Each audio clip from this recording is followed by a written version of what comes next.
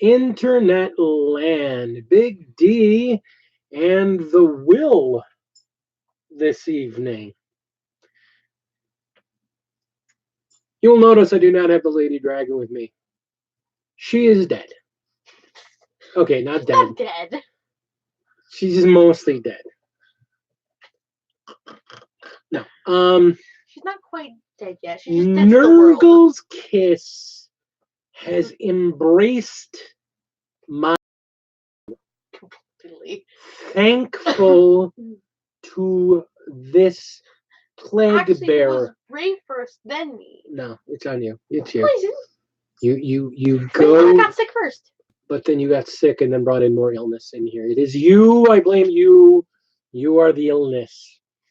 So Ray is finally recovered, but he was sick on Monday and really sick on Sunday. I was pretty sick on Sunday, as many of you may remember. The Lady Dragon managed to miss it all until night. She started feeling it. And this morning, she went to her first day of work. She's like, I'm not feeling great, but I'm going to do this. And she came home and went, I'm dead. Someone else must rescue my husband from work. I am not going and picking him up. I'm going to die. So I've made her chicken rice, and she is in bed looking like death warmed over. Yes, this is the plague child. This is my own personal poxwalker right here. Hey, Zane. So here's the beauty of it. I call this child my plague bearer because not only is she sick or finally getting over it, but she had 4 friends over. I had 2. Okay. And she had 4 friends over along with the adults that they all were, we're all going to be teenagers together and live up a room. And they're all sick. They're all 4 of the other friends, yes, all 4 are down with it. Oh, and here's the best part. I didn't know. Here's the best. Passed it on to their mother, which is why Becky is sick, because her kid passed it on, and it's now rampaging through their household.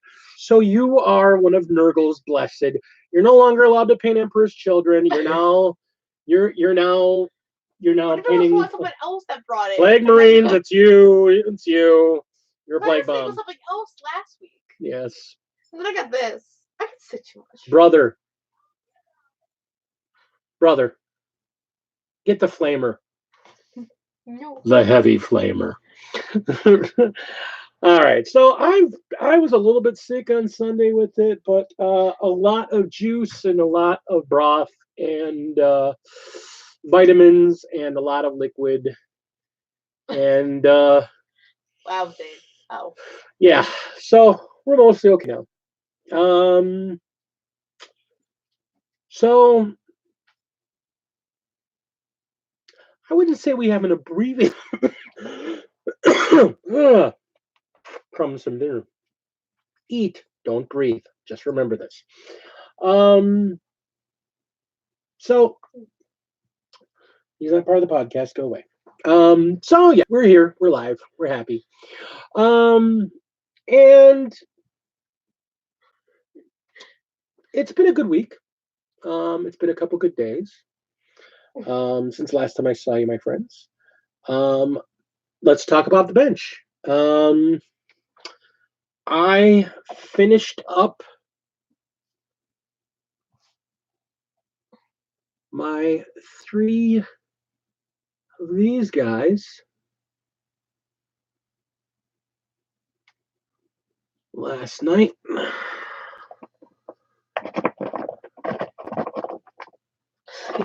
Yes. And That's then, stolen. Copy place. They're not stolen. These were bought specifically for me. Hmm. No, there were other ones I stole. I mean, Stormcast. Acquired. This came out of the second box of acquired.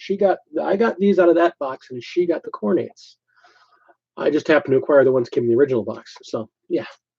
So the 3 of these guys are now done. So that's one more unit of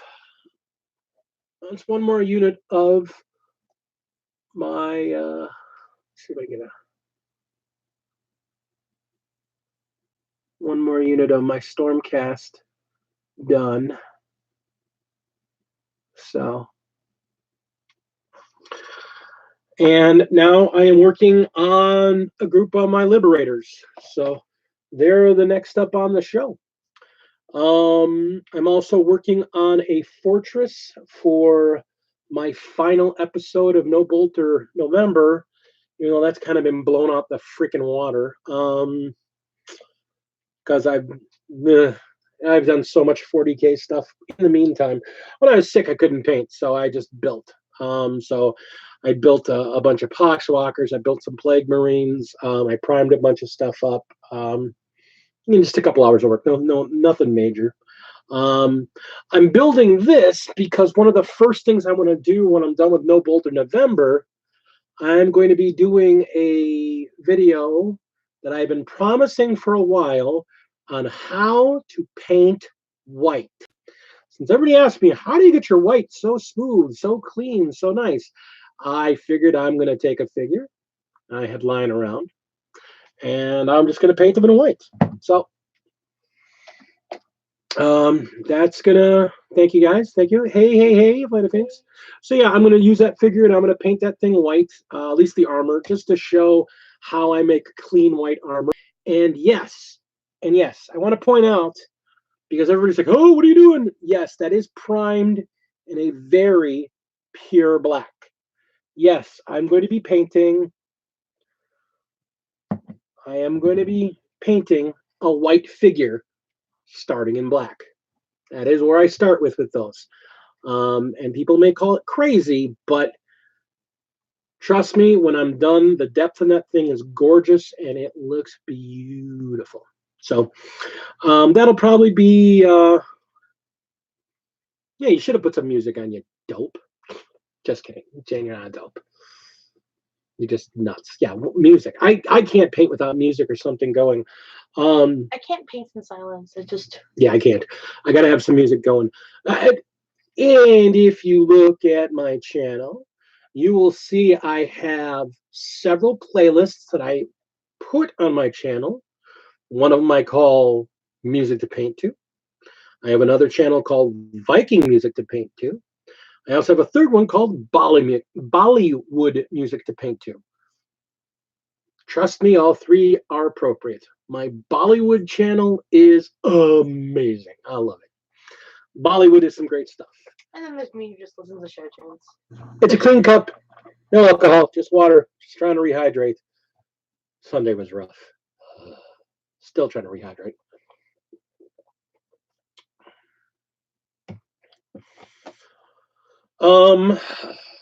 Speaking of music, I'm just gonna put it out there. I've been listening to some really, really eclectic stuff lately.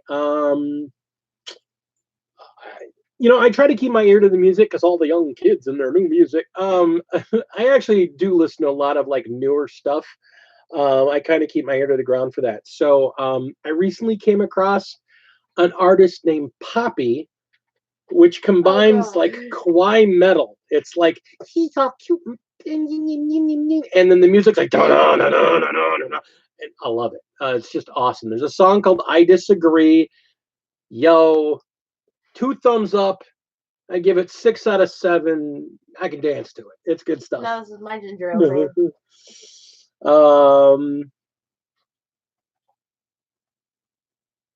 I can imagine prosecutings looking good on Emperor's Children. Actually, one of the other things, sounds really cool. If I were to actually manage to get my hands on some more of these, I can think of a couple uses for them. Because you could paint them easily instead of painting them. I wanted them to look like, okay, here's the thing. I've talked a little bit about my background, but not a lot. When I was a kid, I was raised in a Russian Orthodox church. Actually, Serbian Orthodox church, but we were Russian, Serbians, Russians, Slavs, all over the place in that part of the world. And there is a prevalence in iconography where wings and halos are often done in, where the rest of the painting may be done in just regular oils and sometimes very steeped sepia tones and very kind of earthy tones. They'll often do wings in either really bright white or they'll actually do gold leaf, and they'll do the halos in gold leaf when everything else is just done in like oil paints and whatnot. So I was kind of going for that effect with these wings. You notice um, I didn't actually do any shading, and I didn't do any inking or anything on the wings. I did the wings in just a very bright gold, and I did it on purpose so they wouldn't have any depth. They'd almost look flat. When you look at them with real light, I mean, they can sparkle. It's hard to see over the camera. They do have sparkle and depth, but they're all kind of a uniform, and it's a really interesting effect when you look at them in person. So I was kind of going for that effect. It went the way I was hoping. But I could see with those wings how you could really easily paint them up. I've seen them done in white. I've seen them done in other colors. I could honestly see doing those up in white and using them, say, with a Blood Angels army. You know, putting them on a jetpack. There's a Blood Angels relic jetpack that I could really see using those for. That would just look really, really, really cool. I could totally see doing, say, if I was doing somebody other than wolves. And see, that's the thing. I only play wolves, and so my wolves backpack have giant golden wolf heads all over it and look like, not that I'm building another jump captain or anything, but my jetpacks look like regular jetpacks. So not that I'm building another wolf smash captain. No, not at all. No. Suspicion rivals. So that being said, so I kind of went for that there. But I could see, I mean, if I wasn't interested in playing, hey Tina, if I wasn't interested in playing Stormcast, there are so many ways I could see using these guys. I mean, to take one of these bodies and remove the arms and the shoulder pads and put some Space Marine arms and shoulder pads, or even just replace the shoulder pads and put Marine shoulder pads on them, and make these look like guys with storm shields and storm hammers, or thunder hammers and storm shields, or power swords. I mean, God, these guys would be great for Grey Knights. They'd be great for Dark Angels. The really big guys with the gigantic super hammers. I mean, I could totally see using one of those for like a captain with a smash hammer. Just some really, really great stuff you could do with them if I wasn't interested in playing for AOS. And I really am. I actually really into AOS. So I gotta get gaming. I gotta figure this stuff out because Warcry is awesome. But that's on my bench. Lady Dragon finished her commander. I think she put it up on Instagram. If not, she will be soon. He's done. He's on the base. She did a bunch of layers. The cloak on that thing is just ridiculous. She's working on a couple more guys in the unit right now. She's going to take it slow. She wants to do 1 or 2 figures at a time and just really, really. Yeah, I mean, they make really good Blood Angels.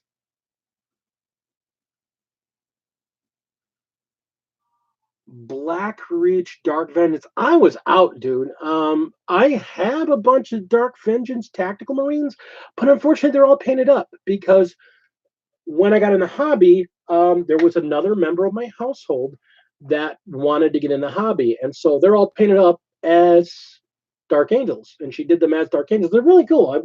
I got them over there somewhere. They're up on a shelf.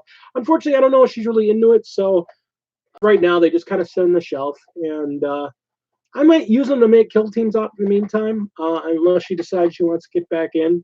Honestly, I might use them so I can learn how to play. Yeah, use them to teach other people how to play. Have a loner army for people to use.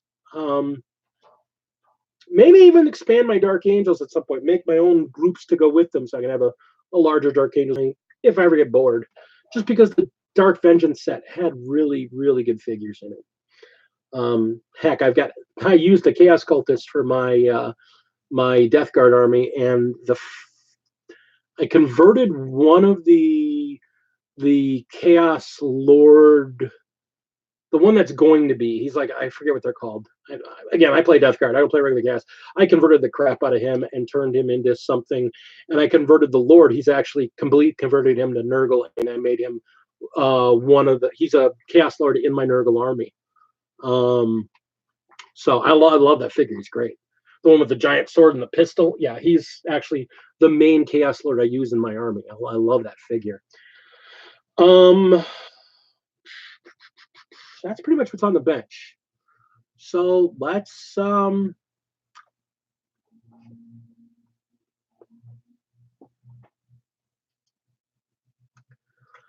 I mean, the Monomose Marines are really good. I mean, they are. Not that I don't have an entire box of Monopose Marines from second edition now, that I haven't decided what I'm going to do with yet.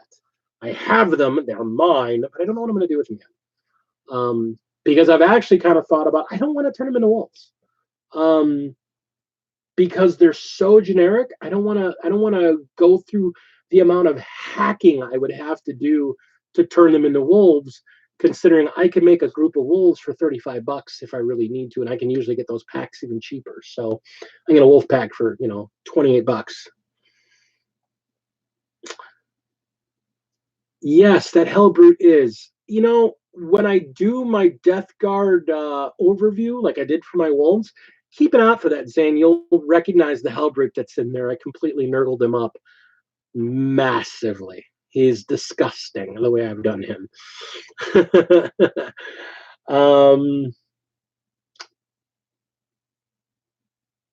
So let's go on to news. Let's see what's going on in the world of Warhammer 40K and AOS. I was looking at it earlier. AOS. They got a bunch of new. AOS has a bunch of new stuff that's coming out. It's all the OCR. Well, actually, those are all out. They're all released. So they have really nothing out new coming that they've really announced. Age of Sigmar is kind of in a holding pattern for the moment with the OCR Bone Reapers. That's a massive release. It wasn't like it was just a couple figures. That is a huge line. For them to come out with that big a line all at one time, it's just huge. Yeah, the new Slaves of Darkness is coming. They've announced it, but they don't have a date for it yet. That's going to be... We'll get the 40K. We'll get the 40K. Hang on. We're talking about Age of Sigmar. Yeah, I know. I got a lot to talk about 40. Yeah, there's a lot of stuff coming in 40K. Wow. And I've got news, and I've also got rumor mill, because I've been talking to a few people on the internet. So, and I mean talking to people who know things. So, yeah, that Slaves box looks great. If she hadn't dived into the corns, Lady Dragon actually thought, wow, those are really cool. Yeah, but I'm kind of in the corn. She likes the corn thing. She was actually, if she waited a couple weeks, she probably would have gone into the Slaves of Darkness instead, just because Slaves to Darkness can actually use all the war bands from Warcry. And she kind of likes that idea. But she's okay with it otherwise. So there's that. But there's really not a lot going on.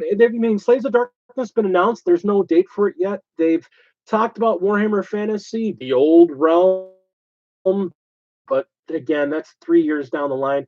So there's really not a lot going on in Age of Sigmar right now.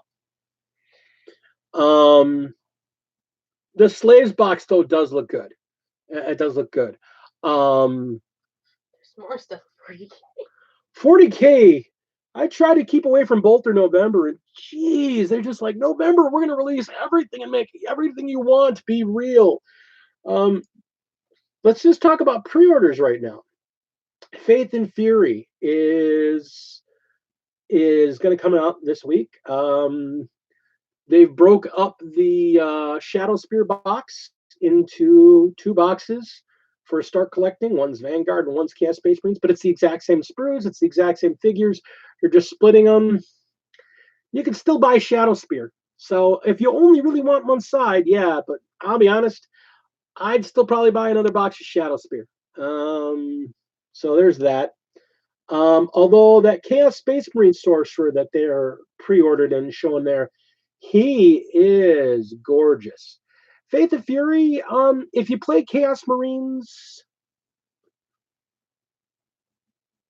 if you play Chaos Marines, Faith and Fury is really good. If you play Black Templars, it's really good. There's not a lot. I mean, there's a little bit in there. There's a little bit here and there for the Marines, a little bit for everybody else, but it's basically there for the Black Templars. There's basically, there's the Faith and Fury's basically got a mini codex in there for the Black Templars, and a bunch of new psychic stuff. El Child, what's up, my man? What's up? Oh, dude, Mike, Unmade are the best. They're my favorite army. They're so cool. So yeah, I mean, Faith of Fury, it's a good book. I'm probably end up getting it just because I'm gonna get all the Psychic Awakening books. Probably. We'll get to that in a little bit because there's some other stuff about that. So yeah, all the Sisters of Battle stuff it was sold out in 5 minutes. Do we expect any so less? yeah, that's all great. But also available this week is a made to order. Now the made to order is really interesting because it looks like in this last month's in the November edition of White Dwarf, there's basically a mini codex for the Inquisition. The Inquisition's finally getting some love. And to go along with that, someone's gonna be happy about that. They put a bunch of the older Inquisition figures out on made to order, and some of them really good. I mean, Confessor Kirinov is a really great looking figure. The Witch Hunter figures, I've always liked the Witch Hunters. I think they're over the top, and that's what I like about them. They're very over the top, very crazy. The one with the power sword. I love the Demon Hosts. I never played Inquisition back in the old day. They're not even modified versions of the older ones. These are the older ones. They said these are the original molds. These are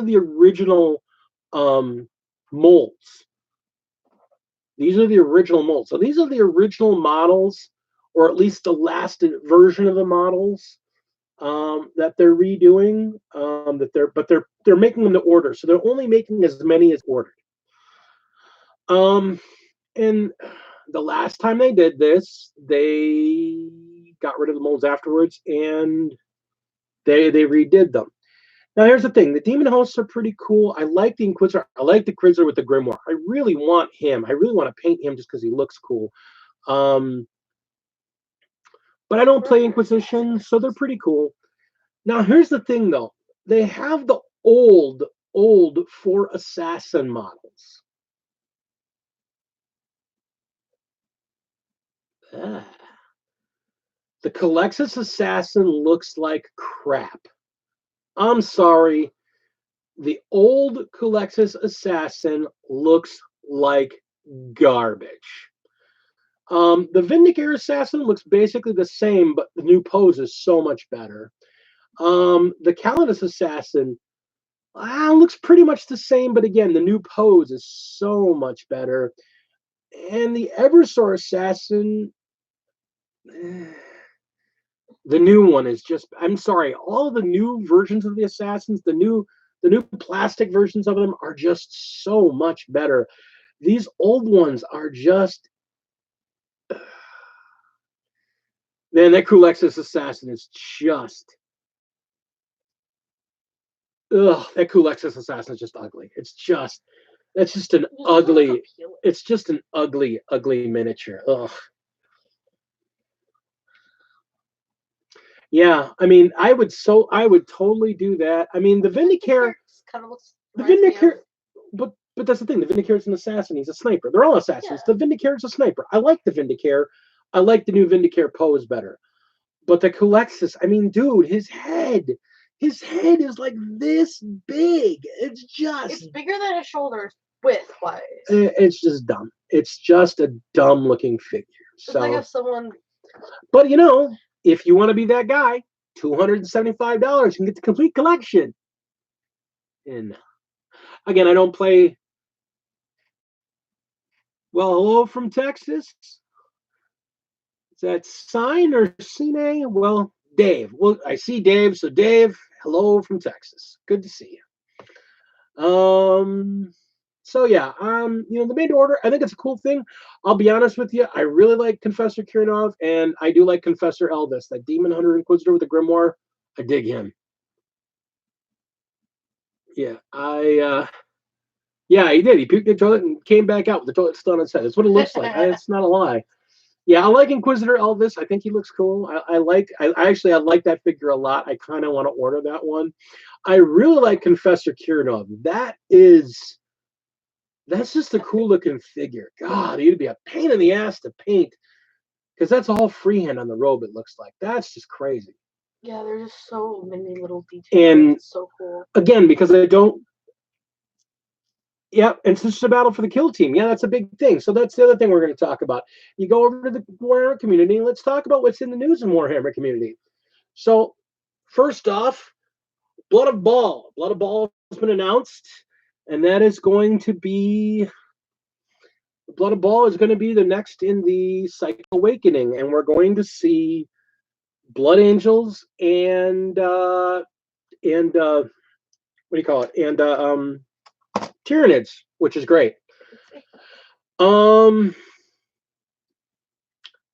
is one really good thing that comes out of that, is that in that book they announced, at least one of the things they've shown, is that the Blood Angels are getting the not litany. Litany is not the word I'm looking for. The one thing that all the codex compliant, the one thing all the codex compliant chapters get that the non-compliant don't. Doctrines. Thank you. They've shown that the Blood Angels have a doctrine, and what does the doctrine give them? More attacks. Love it. I kind of want to see what they're going to do with my wolves, because the wolves are just as much a melee army as the angels are, and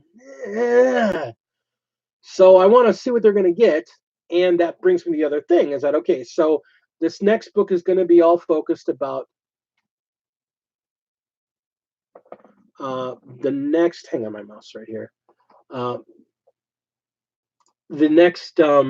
next book after that one. There's a rumor out there, there's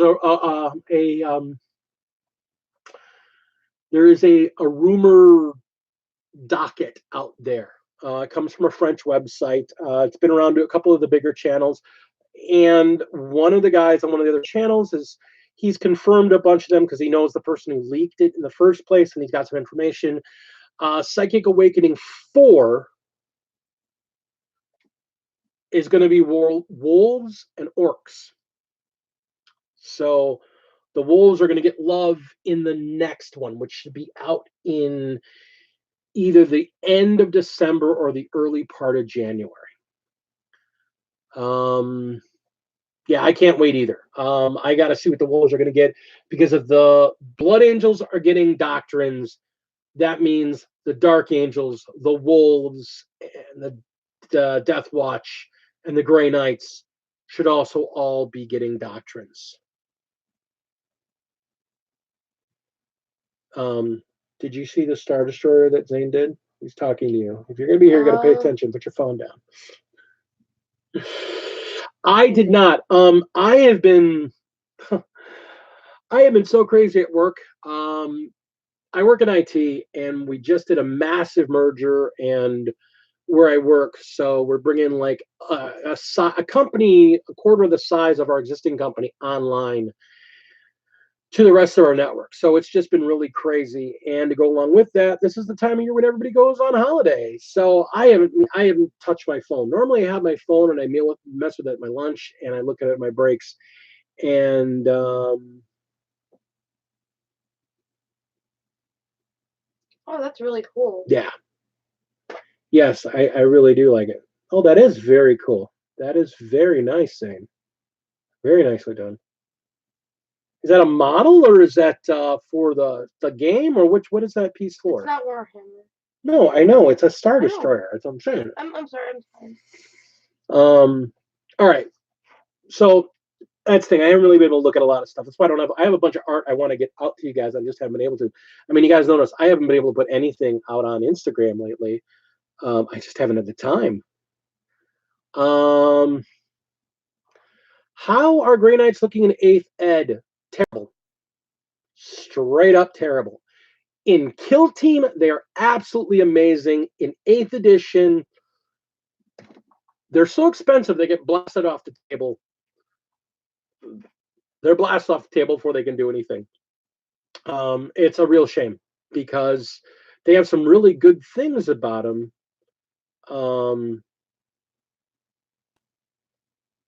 Yeah, it's a problem with the Grey Knights. They're a great they're a great detachment to stick onto a bigger army, but they're not a really good standalone army right now. And that's the unfortunate reality of them.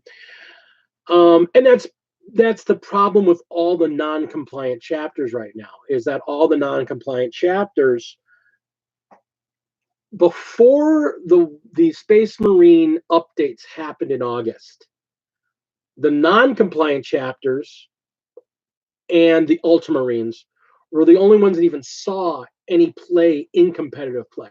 Now, if you're playing with your buds, play your Grey Knights. You'll have a great time. They're a lot of fun if you enjoy piloting that army.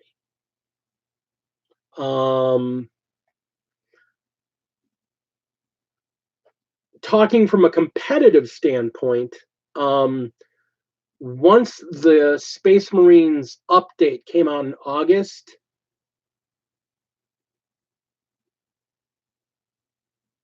low model armies, tell you right now, if you want a low model army that's not Knights, because Knights aren't doing that good right now either. They got kind of nerfed earlier in the year. Custodes. Custodes are rocking in the competitive scene. They're a very hard army to fight. They're just so freaking tough. They're you can just your experience. Yeah.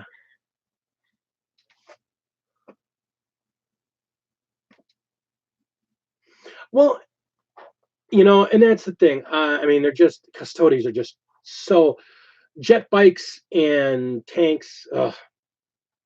All right. Yeah, no, the Weather Pig, I'm serious. Custodes, look into them. If you're playing competitively, or you're the kind of person that wants to play a competitive army at all and really want to look at that scene, Almost Pro Gaming, he runs a channel that just talks about the competitive scene and talks about armies and lists in 40K. And every month he does a roundup of all the major tournaments and GTs and does a ranking system based on how they finish. And he really gives some real good insights. He goes over the individual armies, the individual lists, and how they play and how they did and how they're piloted. So Almost Pro Gaming. I don't even know the guy, but it's a great channel. I've learned a lot since I came back to 40K. I learned a lot just by watching his channel. It's really, really good stuff. I will be honest with you, Weather Pig, before you go and invest in a full army in 40K, I'm going to tell you right now, before you do anything, go to your hobby store, buy one box of easy to build intercessors. It's 3 figures. Buy one box of easy to build reavers. It's 3 figures. 6 figures. You take those 6 figures, you paint them however you want, and play Kill Team with them. You'll get a feel for the game. It's honestly the best. Playing Kill Team, 8 to 10 models at most for most armies. You're not dumping a bunch in, but you get the experience of the game, and you can kind of get a minor feel for who you like and who you don't like. Kill Team is amazing. I love the game. Absolutely love it. Yeah. Try Kill Team. Get into that Kill Team. See what you like the most. And honestly, we're going to come back and talk about what else is coming out in 40K, because there's a bunch of new things coming out that they've talked about on community. But let's talk about the big rumor, as long as it's out there, and we're talking about what we're doing in 8th edition. There was kind of a big big rumor that's been bouncing around, and it's been talked about by two major YouTubers so far, and it's been, I don't want to say it's confirmed because of course it's not confirmed, but the person that said this to my source, and he said the same thing to another YouTuber. I'm sure if you're a big 40K person, you know who Chapter Master Valarak is. Ninth edition is coming out this summer. Ninth edition is coming out this summer. The bigger question is ninth edition going to be a full ninth edition, or is it going to be more of a soft, like an 8.5, like AOS 2.0 was? Because Age of Sigmar 2 with Soul Wars really wasn't a full change to the edition. They just cleaned up a couple of the rules that there was confusion about, and they altered some things a little bit, and they released it as a new edition. But yeah, and that's the thing. It again, nobody's really sure on that. And again, this is rumor. This is 100% rumor, guys. This is not something I've got from a source at Games Workshop.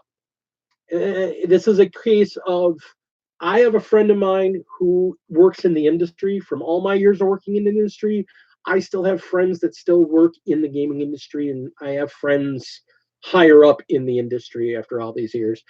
And also, he talked to the same person that Chapter Master Valarak talked to. So there is every indication that this summer, some point, the new starter box, which is going to be, is it ninth edition? It is listed as a starter box.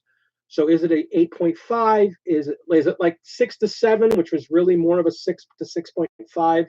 6 and 7 weren't all that different, really. There's some small changes. So a lot of people are thinking, and a lot of people in the industry are thinking, because 8 is doing as well as it is, because 8 is doing gangbusters business. That's the thing. They don't want to completely blow their base away. 8 is doing gangbusters.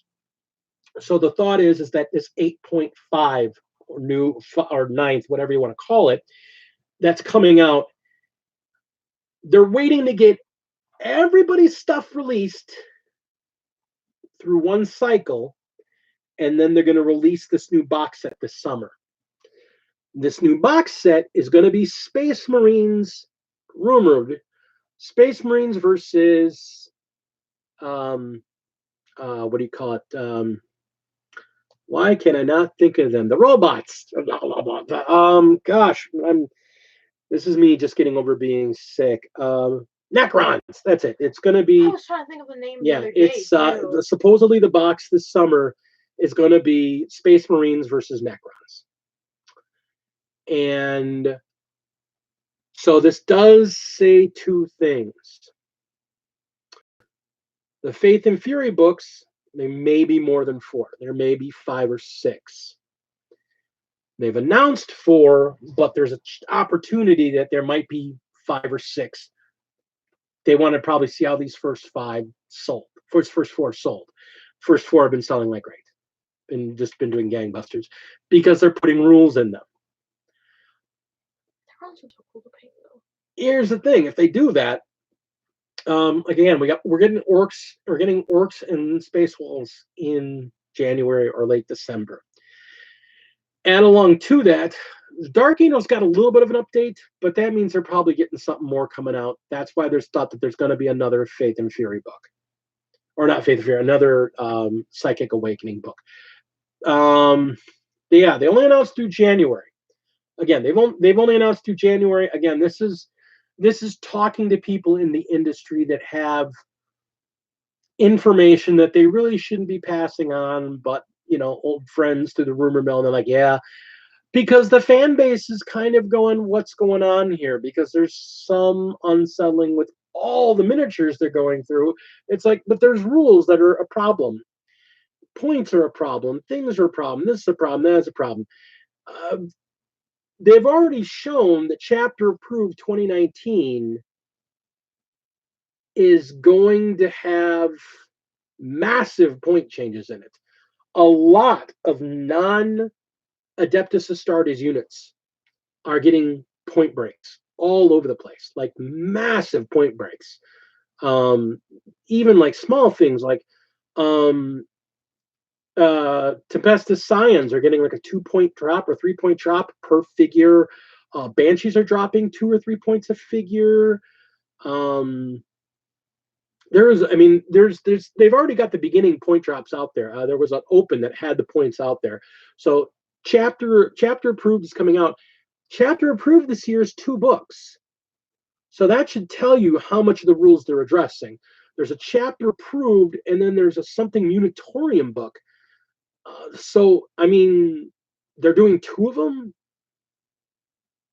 That's another signal that they're trying to gather up and cycle up and gather the rules up so that everything's in place. So when they do this next edition, all this next edition is all the rules summed up and FAQ'd and done up, which is, again, for those of us that have worked in the industry, this is pretty indicative of a 0.5 type edition. Yeah, I was working for Wizards of the Coast when they were doing D&D 3.0, and I was seeing how this all came about because I was working on their staff when they went from 3.0 to 3.5. And I saw all the release schedule and how it worked and how the industry makes things work and how they do clarification books with rule clarifications and little FAQs. I worked for Wizards when they did that. So I'm seeing a lot of the same parallels here. This big campaign thing, notice every single one of these Faith and Fury books has a huge rule section. They're half fluff, and then they're half rules. This is the kind of stuff you do when you're building up to a 0.5 edition. So it's a pretty good guess that this summer is going to be the summer of 8.5. And that's, I guess, honestly, that's a good thing. I don't want to say it's not. It's a good thing because getting us a unified edition so we're all back on the same edition with all the rules in one book. The biggest problem is right now, if you go to the main rule book, you got to get the main rule book. You've got 3 chapter approved. Well, actually, now there's going to be 4 chapter approved books because you got 17, 18, 19, and the 19 Unitorium book. So you got 4 chapter approved books. Some of the rules in 1 chapter approved have outdated a later set of chapter approved rules.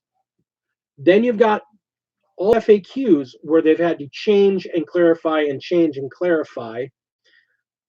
And now you've got units that are grossly out of balance with each other. Like, again, Space Marines. If you've seen anything in the competitive scene, Space Marines last month blew everybody off the table.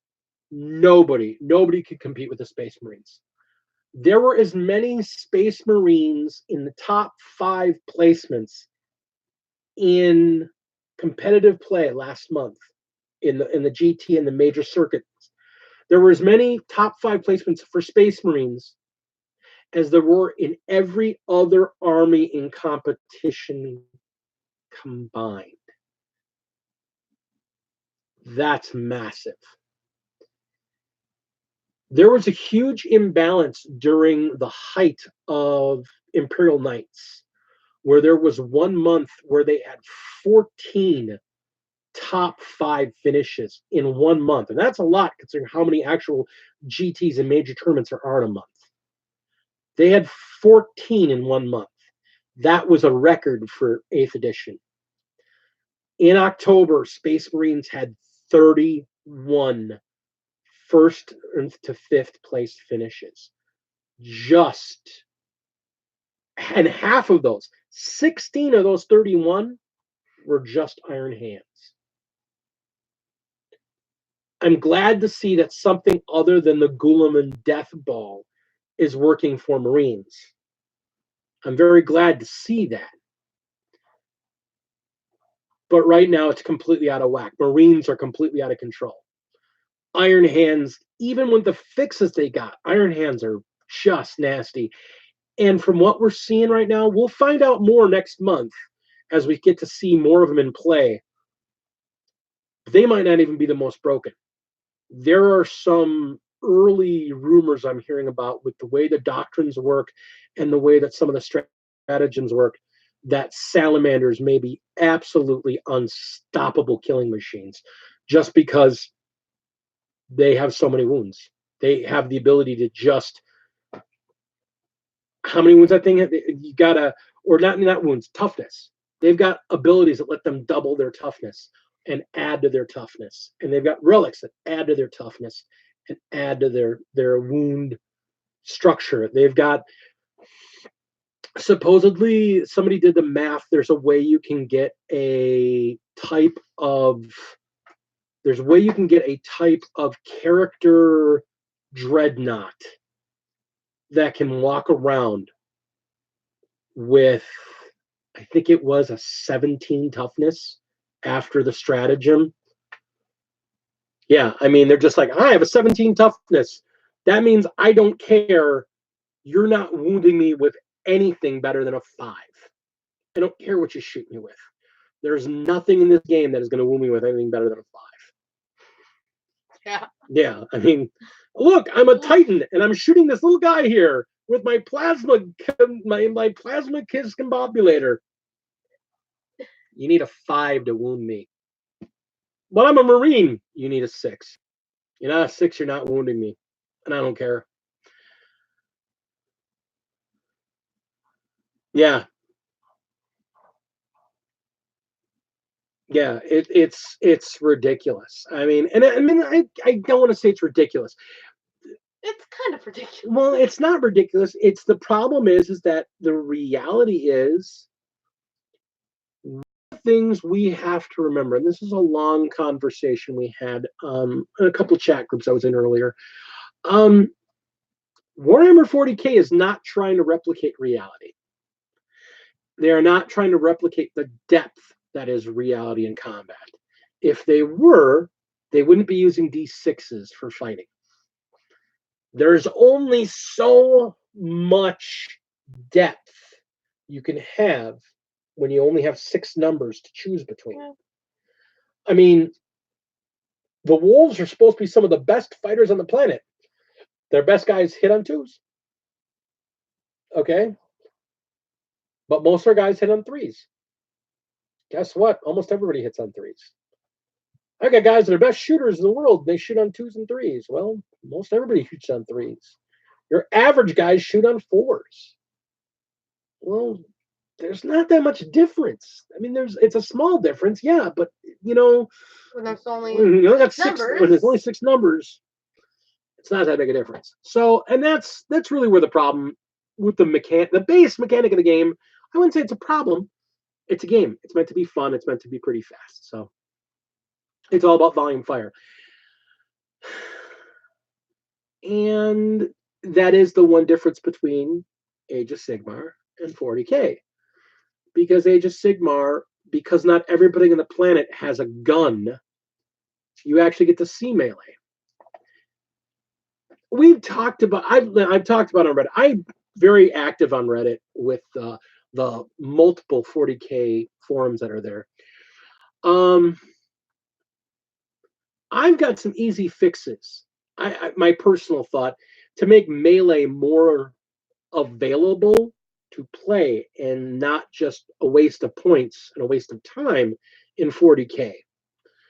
But because of the fact that the whole game is played on a D6, simple fixes don't work because there's too many simple other things in the game. That's why it's such a difference between 40K and Kill Team. In Kill Team, if I'm more than half my distance of my gun has a 30-inch range. If you're 16 inches from me, I'm a -1 to hit you. Imagine if they put that into 40K. If you're attacking somebody that is more than half your range away, you're at a -1 to hit. That makes a lot of sense. But what about those guys that get an extra +1 when they're farther away? The guys with stealth suits. And what about the guys that get an extra +1 when they're in cover? And what about the guys that get an extra +1 when they're in cover? you could have units that are virtually unhittable. So if I put a bunch of scouts in cloaks in terrain and they're over half your range away, unless you're shooting on twos, you're not hitting me. So there's lots of ways to put minuses in that game, and there's not that way many put pluses. And if you make pluses minuses stack, it becomes a problem. And that's, I guess, what the problem is, because it's so easy to make it so things are unhittable that melee becomes unviable.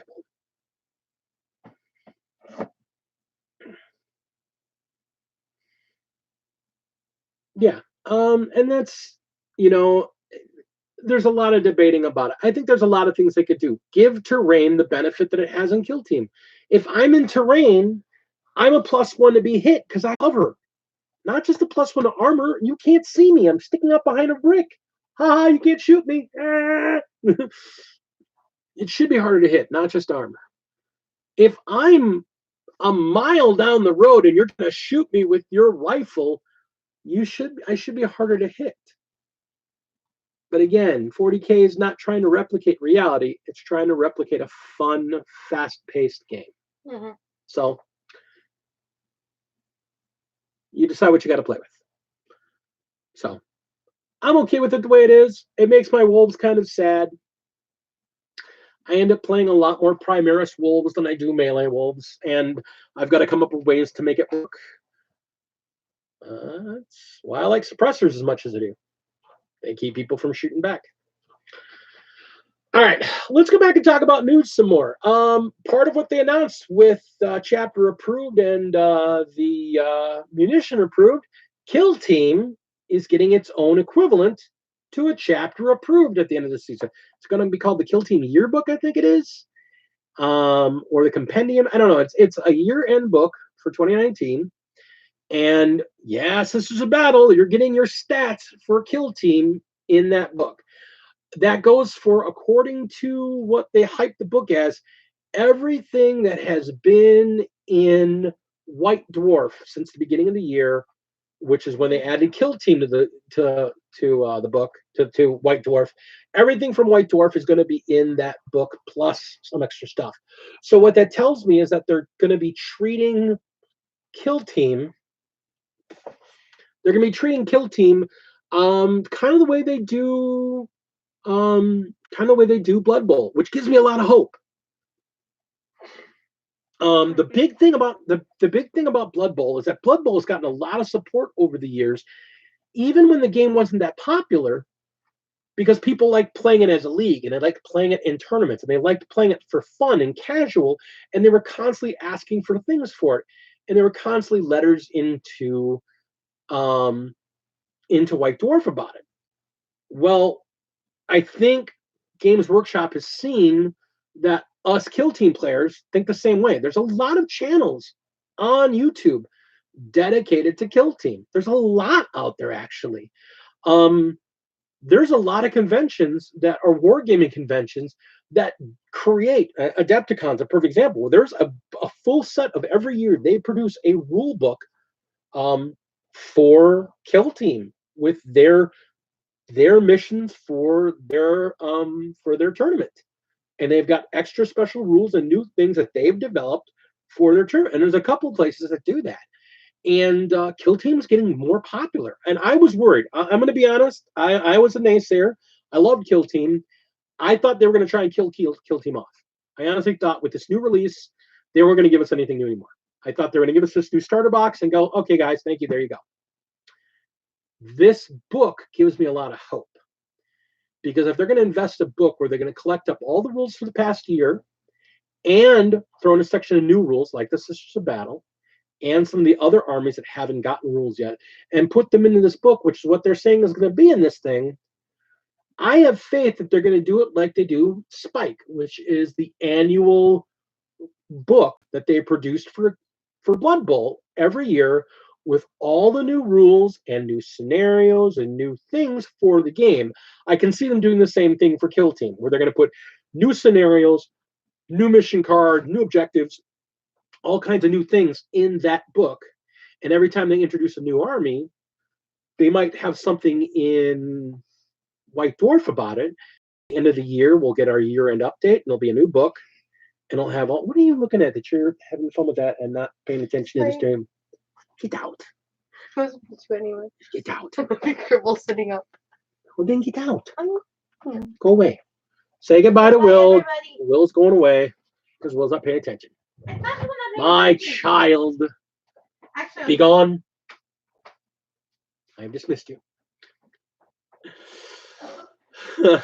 So I have faith for Kill Team. This new book, like I said, they've said point blank. I mean, there's a big article on it right now. Sisters of Battle in Adeptus Sororitas Kill Team cited. So the Kill Team Annual. That's what it's called. It's called the Kill Team Annual. So it is. It's announced. It's effect. It's there. So that's good. That's good to see.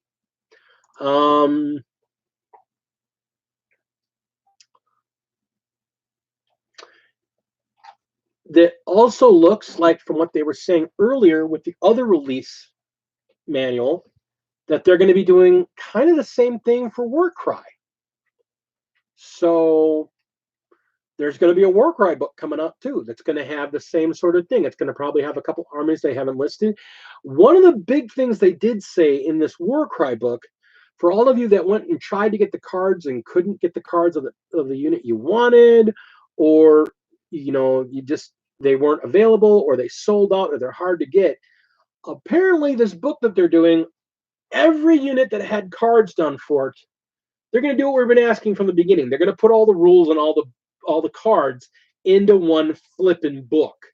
So we actually have a book with all those stats and all those characters and all those rules in one place. Not, oh, do you have your cards with you? I didn't get a chance to read those yet. So I thought the cards were neat, and then after I got a couple sets, I realized this is a real pain in the ass. Why aren't these in somewhere? Why can't I just look these up? That's dumb. Well, I think finally somebody at Games Workshop went, yeah, this is pretty dumb. So they're putting them in a book, which is good. I'll be getting it. I like Warcry. It's what got me in the AOS. So, and I mean, that's what that's what I'm building my guys for. Actually, I originally built them to build because I wanted to play Stormcast in Warcry because you know what, crush chaos.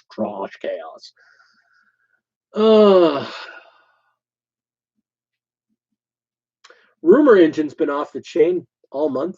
It's been all kinds of a lot more stuff lately. So there's obviously more figures coming out. Oh my gosh.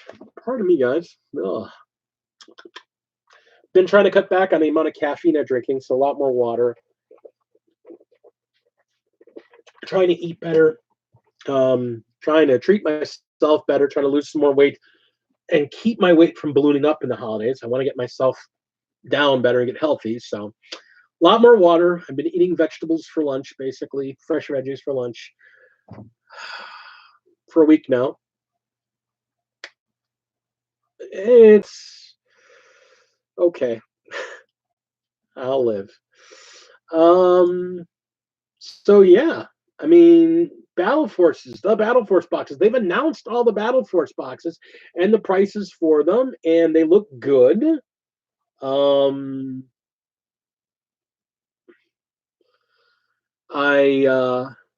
If anybody wants to know what to get for Christmas, y'all need to gather up your money together and buy me the Space Wolf Battle Box. You know, that's what I want. That's what I want for Christmas. Is I want the Space Wolf Battle Force box. I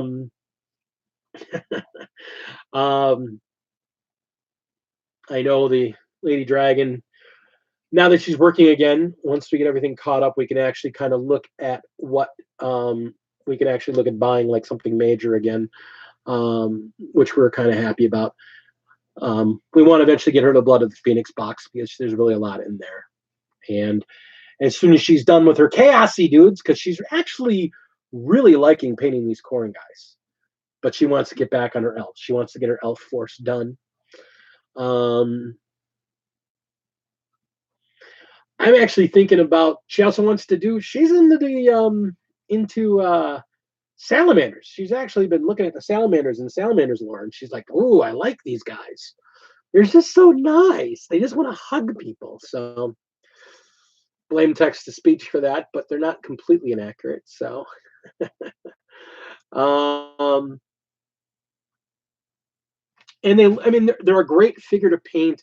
She's always had a thing about fire. If you've ever see her paint jobs, if she can ever work flames into something where it makes sense what she wants, she loves doing flame effects. I've got a painting in my room that she did of some just two people, two mages mirroring each other, holding one's holding a ball of blue flame, one's holding a ball of red flame. Just gorgeous, gorgeous work.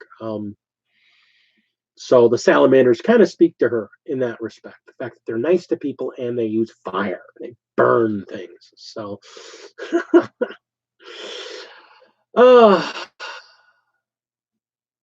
so yeah, that's I think we've covered everything I wanted to talk about tonight. And since I didn't have the lady dragon, I got all this time left.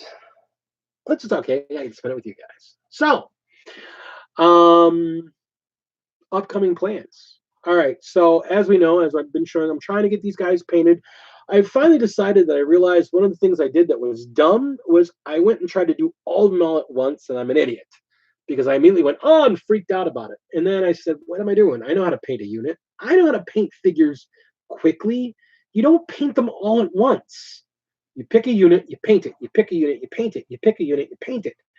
And I just put the base coat of silver on everybody.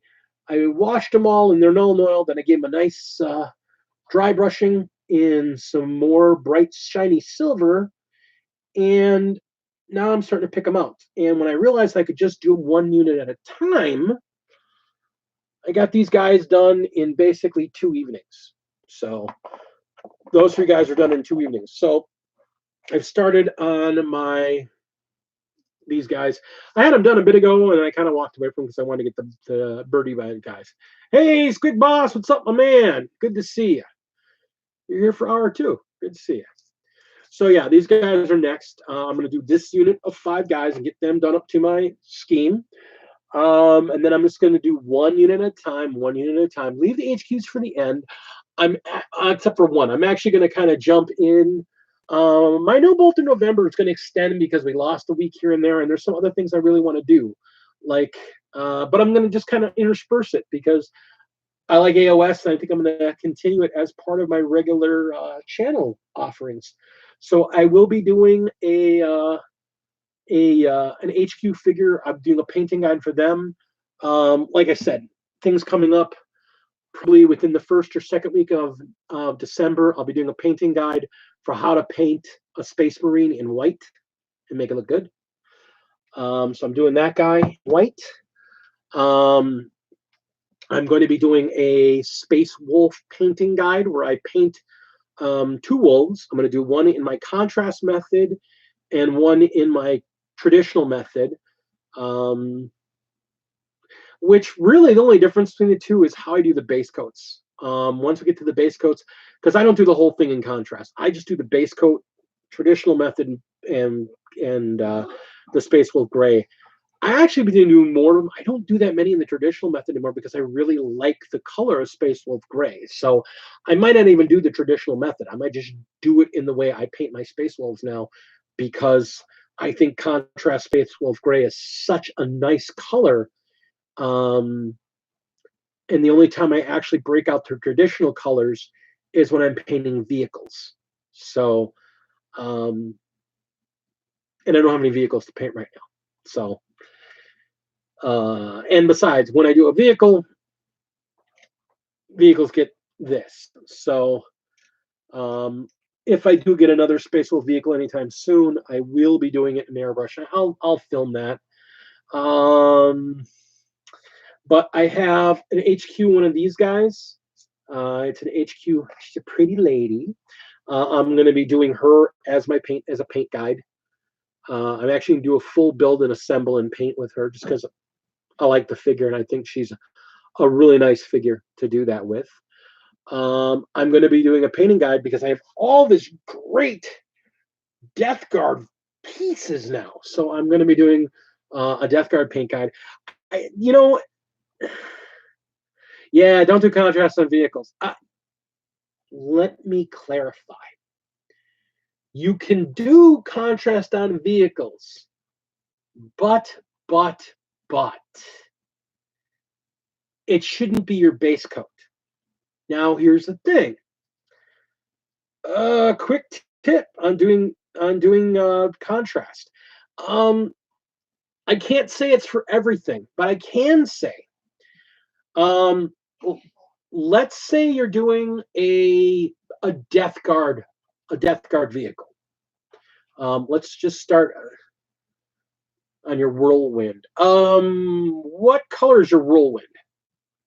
What chapter is your whirlwind?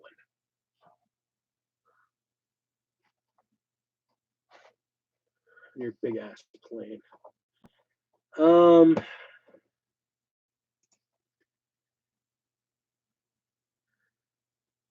Flesh Tears red. Ooh, yeah. See, here's the thing. The red's really good, but you don't get even coverage with it, and it's okay on smaller figures. Yeah, it's not gonna. That's not what contrast is meant for. Not to be. When contrast was first coming out, I saw a bunch of people try some really interesting experiments with it. Chris, I forget his name. He used to work for the game den or something like that. He is a great painter. I don't remember what Chris's name is, but he actually took contrast and thinned it out with contrast medium and was airbrushing it onto a vehicle panel, and that came out okay. I wouldn't like that. I was going to talk about the effects. One of the nice things you can do with contrast, I have found, is that if you take the dark brown, I think it's ogre brown. If you're using it on a and that's the thing, you're going to get brushstrokes because of the way contrast is made. Remember, contrast isn't so much a paint as it is a thick shade in medium. So it's not regular paint. You can't paint it the same way you paint with regular paint. It's a different animal entirely. It's not the same thing. And so on big flat panels, that's totally not what you want to use, because you want nice, even, flat, brushstroke free areas. It's not good for that. I mean, it's got great uses, and there's uses for it on vehicles. Like I said, Ogre Brown, one of the good things I found about it was if you're doing a vehicle with tracks, after you've done your tracks and you want to do some weathering, taking a stippling brush and taking Ogre Brown and stippling it along your tracks and along your tread wheels and around the edge of your plating, it makes a great muddy effect because it gets that uneven streakiness and uneven thickness, and it works really well. If you try to put it flat across, yeah, you kind of get this weird uneven camo effect. Now that works okay on like Space Marine armor because it's so much smaller and you can control your thickness. On a big flat panel, it just doesn't look right. Now what you can do, it works really well, is if you're using it as stippling effects, you can get weathering. One of the things you can do is that if you're painting something in, say, a red, you can paint it in a red, and then you take like contrast medium 50-50 medium and the paint you want in this red, and take a very thin brush, and you can line your panels. You can run it across your panel lines, and you can run it along your panel seams, and you'll get a really distinct deep etch, kind of like you would get with a shade. But the difference is that it'll feather just a tiny bit around the edges, and so you'll look like you get weld seams, and that actually looks pretty good. Yeah, I mean, that's the one thing that's really good for that. One of the other things that I've done with contrast that I really, really, really, really, really like, I did this to Citizen Fat Boy. Let me quick go get my guy. Let me get you Fat Boy so I can show you this.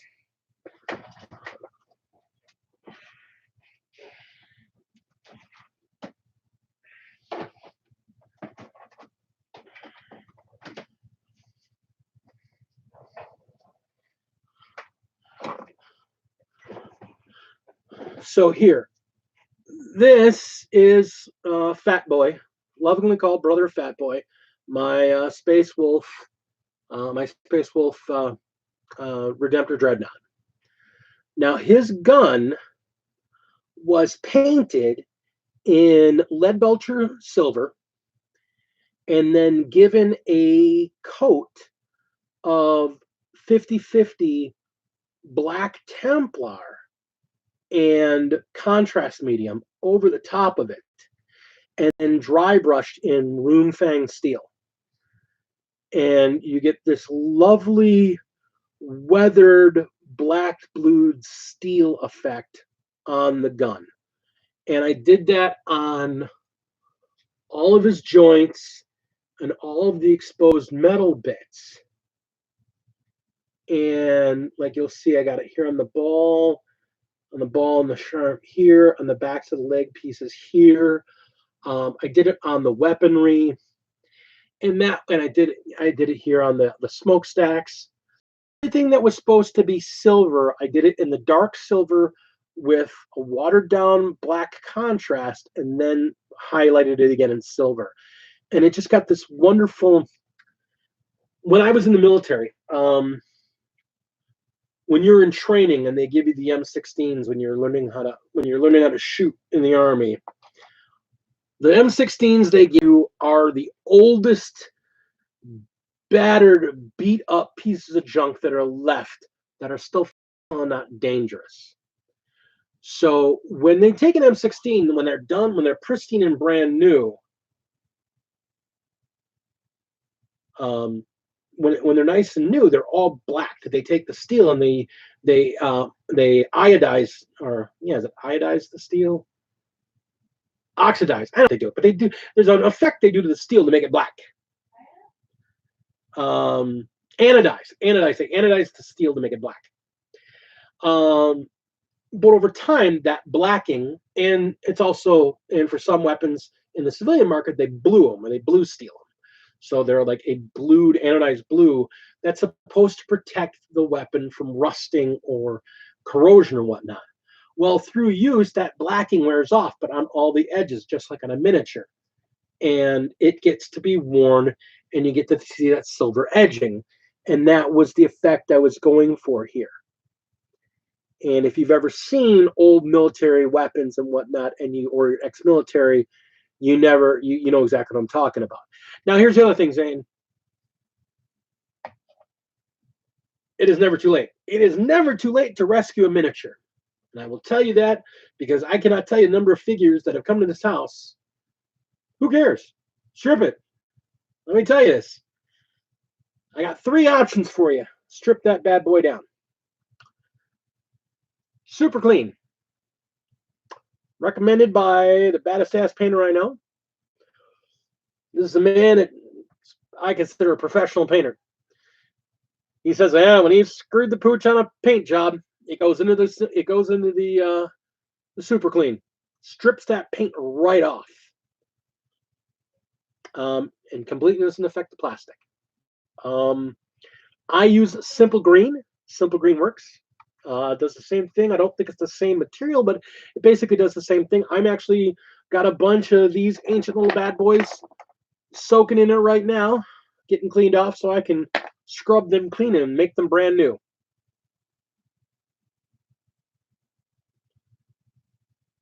If you can't get more Simple Green, son, I don't know what's wrong with you. Now, the other thing I was reading as I was out on the modeling forum, it's the same ingredient that's in Super Clean. So I would actually suggest the Super Clean, but if for whatever reason you can't go to Walmart and get a 1-gallon jug of Super Clean for $9.77, which it is in my area, you go and get yourself some Easy Off, because Easy Off is a concentrated version of the Super Clean. It's basically lye. It's a 5% lye solution. So go ahead. You finish that. Here's the thing, Zane. Figures are not forever. Now, I am always of the opinion that your first couple of figures you should always keep and not strip them and not repaint them. You should always keep those first couple so you remember where you started. And somewhere along the line, you should always keep a figure or two along the line to watch your growth. But if you're doing a big expensive vehicle and you hate the way it's turning out, that's a lot of money for a figure you're not going to be happy with. And these are supposed to bring you joy.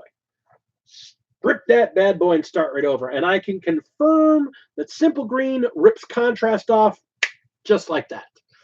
I had a bunch of Imperial Guard that I was painting on. I didn't like the color scheme at all. I threw them in the Simple Green. I took them out, and it just kind of fell off. It's like, well, I don't even have to strip them that much. And shake, they're clean. So Simple Green works. There's also a purple version of Simple Green. It's a different company, but it's the exact same stuff, but it's purple. I think it's Purple Power. It's the exact same stuff as Simple Green. It's just purple. So Simple Green, Purple Power, super clean, easy off oven, and yeah, easy off oven cleaning stuff. So that stuff all really works. It doesn't hurt the plastic. So Purple Power Wash, that's it. So there you go. So there's the thing to think about it.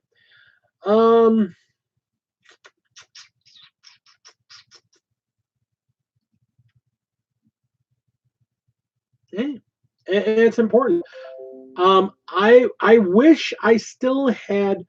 It makes me really sad because I'm super upset. I cannot find my very first batch of wolves. My original box of wolves. It was this box of figures. I can't find my wolves that I got out of this box. It makes me sad because I painted a bunch of them in wolves. And then I realized later that I bought a box of beakies as well. So I bought a box of beakies, and so I had a lot of Marines. I can't find my beakies either. I don't have any of my Marines. My original boxes of Marines. I don't have any of them. Those are the first Warhammer 40K figures I found. I found though a couple of my orcs, and I have one of my original Gretchen. They weren't called Gretchen back then. They might have been called Krots. They might have just been called Goblins still back then. I've got one painted somewhere in my stuff. He's ugly. It's terrible. It's awful. I'm keeping him because he is from an era that is the only figure I have left of that era. I'm keeping him because he's awful. Because I want to see where I came from. Were they called Grots back in like 92, 93? Were they already still called Grots? Because I thought they were just called Goblins back then.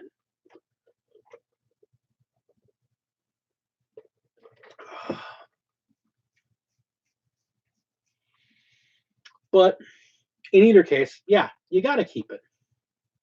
You got to keep those couple early ones just to remember where you're at. Duncan from Warhammer, hell be his name, he still has the very first Marine he painted. Sir Two Coats himself. Sir Two Coats himself. This first figure looks like he painted it using. It looks like he painted it using whiteout. It's so thick. It looks like it was painted in whiteout. It is just terrible. But it's the first Marine he painted. So he said he was like 8 or 9. Hell yeah, it's not going to look great. The first thing he ever did. I wish I still had some of those models that I built with Al back when I was a little kid. I wish, and Al knows what model I'm talking about. I know he'll remember this model because he was one of the things. There was this model company. They made these models, and I had a fascination with the British Spitfire. I loved the World War II British Spitfire. I don't know what it was. I still do. I love that plane. I just think I think about the British and American and even the German. I think about the fighter planes from World War II, the way car guys think about muscle cars of the 60s and the very early 70s. That's the way I think about fighter planes from World War II, because those things were just aggressive. God, they're just something really cool about them. And he found this really nice, easy to build kit. It still needed glue. It wasn't a snap together, because like, you're not a baby, you don't need snap together. You can use glue. Never forget that. You are a baby. You're not a baby. You don't need snap together. We'll get you glue. And we got this model home of this Spitfire, and we opened up the box. And Al, do you remember your reaction to seeing the Spitfire modeled in this neon pink and just shock bright purple pieces? Do you remember that thing? It was like, I remember we opened that box up and you're like, well, that's a model, right? Because it's not even the sprues. I mean, the sprues, the pieces went together, but the 3 sprues or 2 sprues that were in that box, they were 2 different colors of plastic. And the pink was like, I mean, like electric, I mean, the pink was like this kind of pink. And the purple, oh, that's not even going to come out right. The purple was even brighter than that. I mean, Matchbox. Okay. So you remember the kit. I mean, this thing, it was gorgeous. It was for a kid's kit. And this was made for younger kids, at least younger modelers, like preteen and early teen modelers. I mean, it was a really nicely detailed kit. It was, I mean, I remember, because it was a really great kit, but it was this ridiculous, obnoxious pink and purple colored pieces. And I will never forget, because we put this thing together, and he God bless him, he cut out all the pieces, because Mom didn't want me using a sharp thing that tightly, but he cut all the pieces out. But he made me assemble everything, and he would take the pieces and he showed me how to cut out pieces, and he showed me how to trim the flashing and how to trim the sprue and how not to use too much glue. And we were using the old Testors.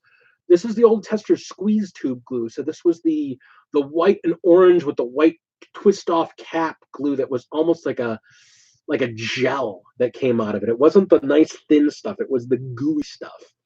But he was showing me how to use it, and like if we need to get in a light area, instead of putting it with the bottle tip, you'd use the pin. You'd use like a T-pin, and you'd use it to spread a light piece on there. But he sat down and he made me use the glue and assemble it myself. He just sat over watching me. He cut everything else, and I would say this part and this part, and he would show me, and we'd cut them out, and then I put them together, and we put this piece together. And we spent all day Saturday putting this thing together. And I must have been like 9 or 10 years old, because it wasn't the year that Russ introduced us to D&D. It was like the year later, because I remember we got this at Russ's hobby, if I remember right. Tell me if I'm wrong, Al, but I mean, we did everything there. We got it at Russ's hobby shop, if I remember right. But we went there, and he sat down and he made me assemble this whole thing myself. And I will never, oh my God, I was so frustrated. I could not get the stupid, I couldn't get the stupid landing gear to stay. And like, I held it in place, and I held it in place, and I held it in place, and it just wouldn't stick. It was. Russ's really was our second home. It's such a great shop. I could not get this stupid landing gear to stay straight and stay in place. And I couldn't figure out what I was doing wrong. And he's like, you're just patient. I could not get this stupid landing gear. And finally I put the landing gear down on the table and I'm like, I'm going to bed. I'm a grumpy kid. I'm like, 9 or 10 years old. I'm done. And so I go to bed. We had dinner and then I go to bed. And this guy comes into my room and he thinks I'm asleep. But I'm looking at him outside. I see him sit down. He puts on his glasses and pulls out his thing and he puts those landing gear together, puts it on the cup so they would hang perfectly straight. And I don't know what he did to keep them from falling off, but he basically had the airplane on a cup, so it was holding up by the wings and the back of the tail, but the landing gear were hanging in the cup, but they'd be nice and straight when they dried by morning. And I had that thing, and we never painted it. We never ended up painting it, and it was okay. I was like, that's cool. It's the first thing I built. I was so proud of this thing. That thing sat on my desk. That thing sat on my desk until I went into the Army. When I went in the Army almost 10 years later. When I went in I must have been, I think I might have been 8, because it was, you were still living at the house at that point. So, because you lived in the front bedroom and I was in the side bedroom. So that must have been must have been 8. So that would have been, you were still there. So that might have been the year that Russ did point us at the D&D section. That might have been that same year. But yeah, I mean, he set this thing up and we got that thing on there.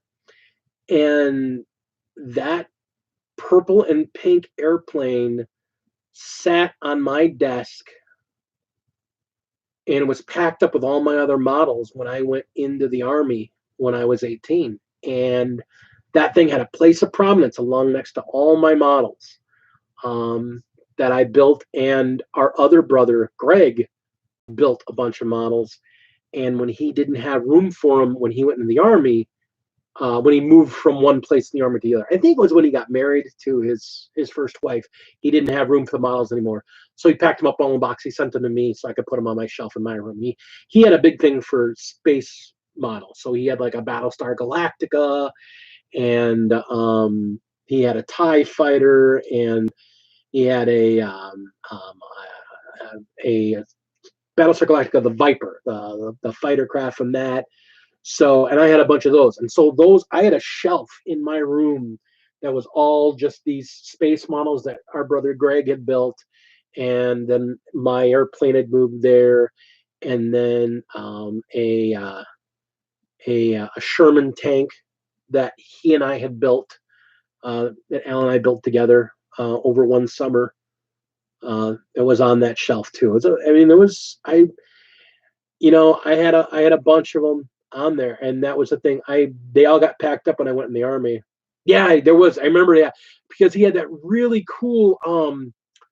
He had both Enterprise. He had both the '60s Enterprise and then the '78 Enterprise with the lights inside that he did all the LEDs and everything for. That was just a really cool model.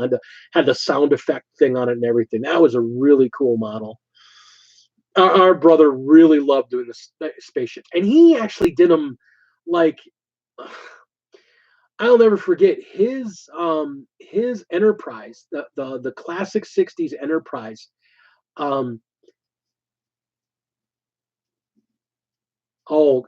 we're done, you got to get that up on Instagram or something. I got to actually start doing an art of the week type show, because, I just got him painting miniatures, guys. Look at this. Got the old man painting miniatures. So you got to see how this guy does his stuff. I'm so excited to see. But yeah, Greg had painted his classic Enterprise, the '60s Enterprise. He did it in this off-white, this buff color that I was like, was it really that color? I had to actually go back and watch an episode to realize, yeah, the original Enterprise from the TV show was a slightly off-white color, as opposed to the bluish white that when they started the movies, that they changed it to a bluish white. But the the original Enterprise from the TV show was actually kind of a warmish eggshell white color. So he actually went and he did the colors appropriate to the shows. So it was really cool. It was very cool. Okay, so Facebook. If you're on Facebook, look for the Hobby Cave. Alex Drake is the curator there. Go look at that. Look at his stuff, guys. This guy will teach you things on his thing about doing models. If you're a model fan, and he's starting to do miniatures now, we're getting to him, guys. Next thing you know, he's going to be painting up his own Space Marines. I can just see him. Oh no, not Space Marines. I could see him painting Vostroyans. Understand that my brother and I, all our siblings actually, but we are very proud Russians. Al, I want you to picture this. Cossacks in space. The Vostroyans Imperial Guard. They're Cossacks in space, dude. They are amazing. All right, folks. We have hit 9 o'clock. It is, yes, and that is, again, just so people understand, Flight of the Phoenix is my niece. She is a fellow Drake, along with my brother Alex. Yes, you are a true Cossack. Well, dude, the Vostroyans are space Cossacks. I'm telling you, they're Cossacks with laser rifles. They're awesome. I'll get you some pics. You got to see these things. But we have.